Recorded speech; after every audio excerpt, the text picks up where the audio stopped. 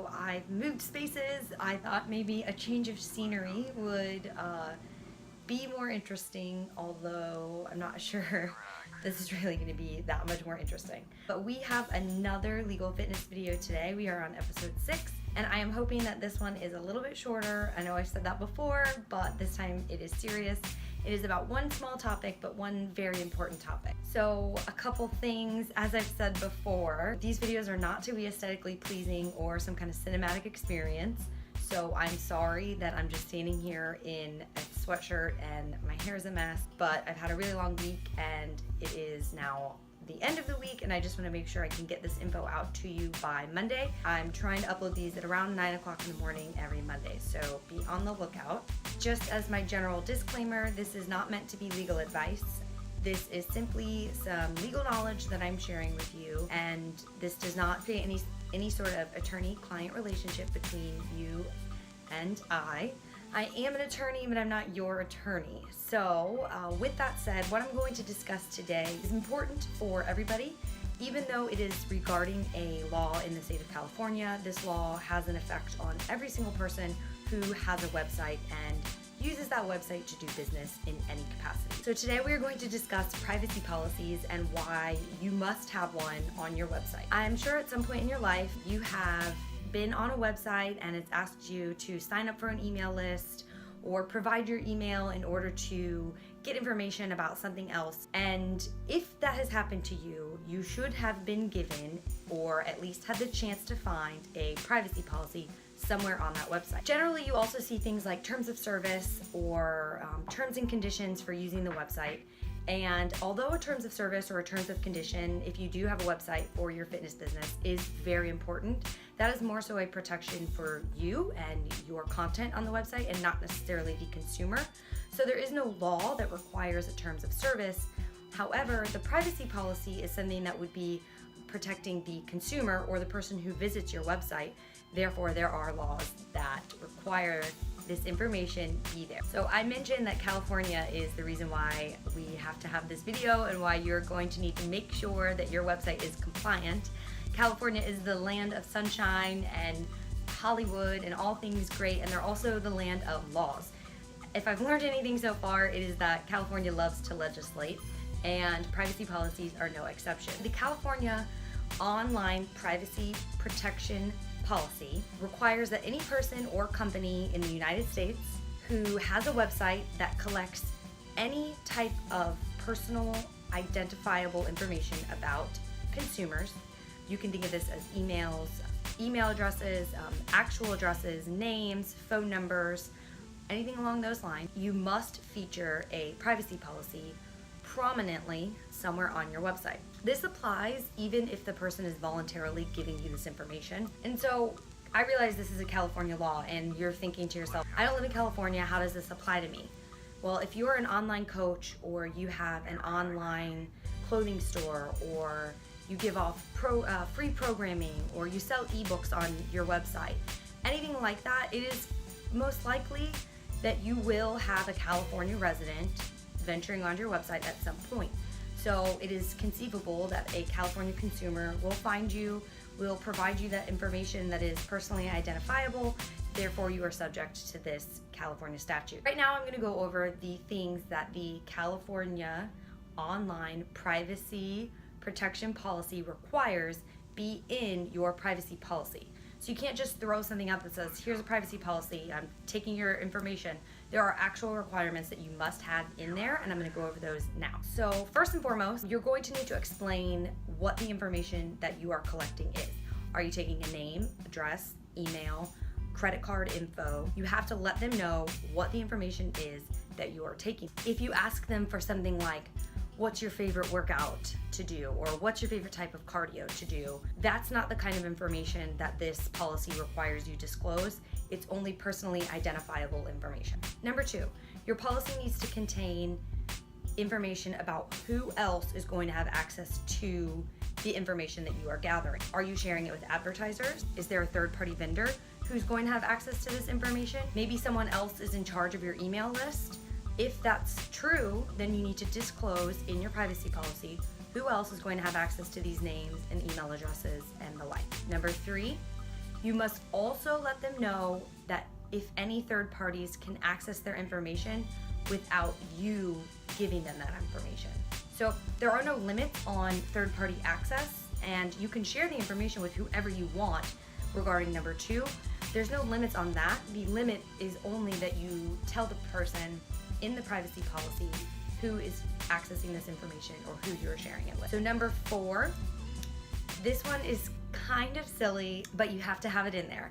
So if you have a process for people who give you their information to change their information, you need to write in your privacy policy that that process exists and what that process is. So for example, somebody opted into your email list and they love your email list, but they recently changed it. If you have a way for them to go back onto your site and provide a new email or update their email without having to opt in again, then you need to let them know what that process is in your privacy policy. If you don't have a process for this change of information, then all you have to state in the privacy policy is that there is no process. It's pretty simple. Number 5, you're going to want to make sure that you list how you are going to notify any visitor or consumer if your privacy policy does change. This can be done in any way, shape, or form. If you want to send out an email to your email list saying, hey, my privacy policy changed, you can do that. But what I suggest doing something along these lines is going to make it a little bit easier for you. So I would say in your privacy policy, you would want to add language that's going to say something like, I reserve the right to change my privacy policy from time to time. I will not give notice when doing this.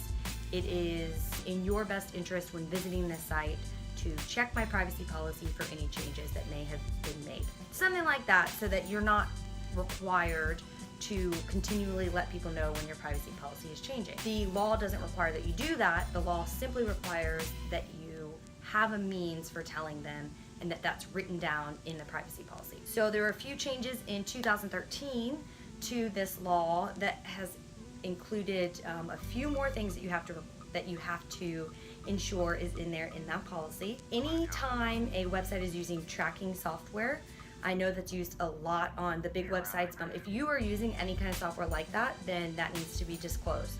Also, if you are using tracking software, you need to disclose how your website handles when somebody is using a browser that is set to do not track.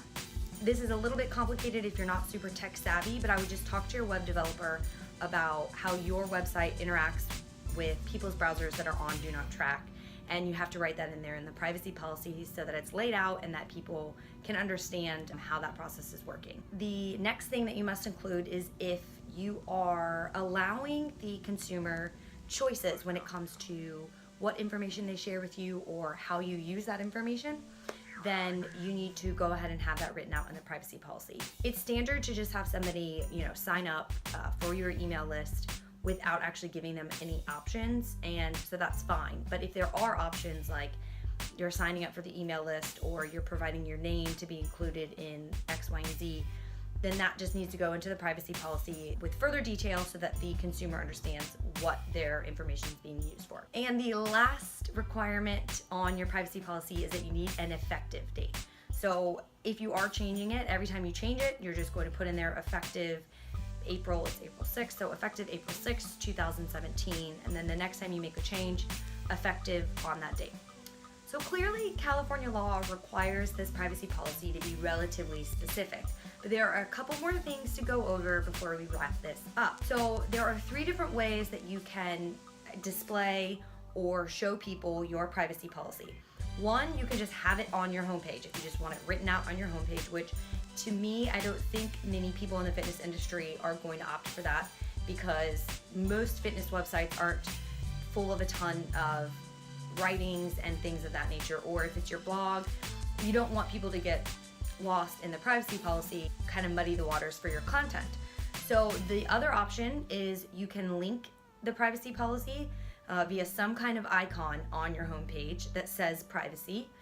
And it should appear on your homepage, and the icon's going to have to be a different color than the background of your website.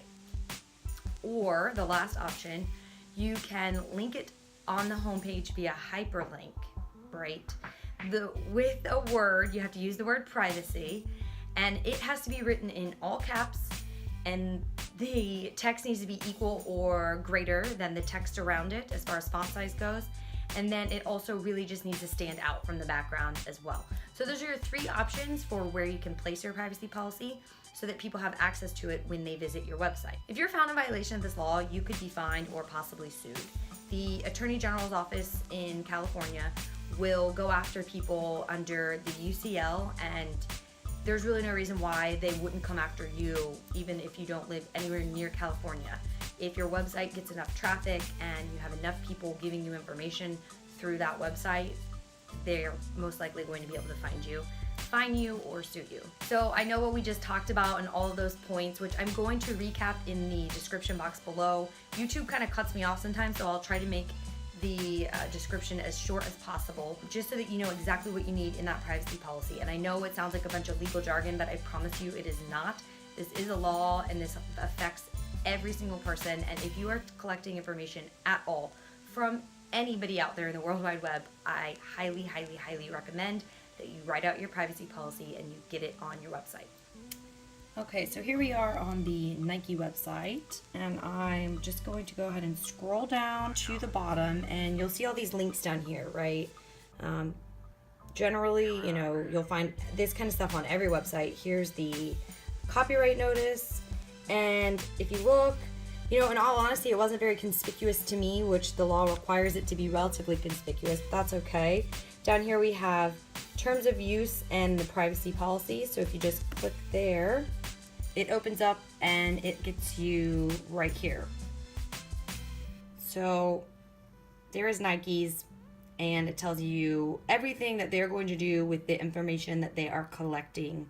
I don't recommend copying Nike's because it's not going to apply to your situation. But if you want one to look at, Nike's a great company. They do business worldwide, so I'm sure they have a very comprehensive privacy policy.